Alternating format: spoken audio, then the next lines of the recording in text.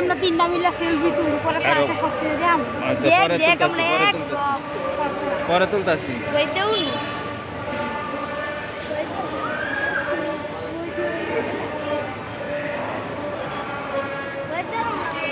হ্যাঁ হ্যাঁ আসসালামু আলাইকুম। ওয়ালাইকুম আসসালাম। কেমন আছেন?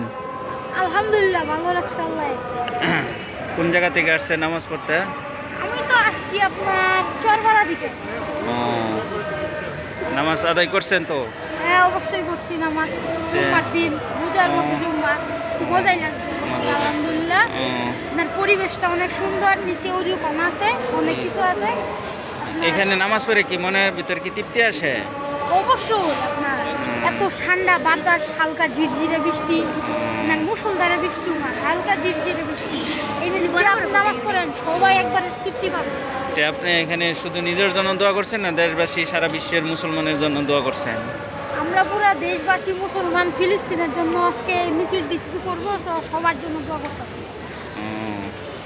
আচ্ছা যাক, আল্লাহ আপনার মনের সব পূর্ণ করুক। আর এদিকে দেন যে স্যার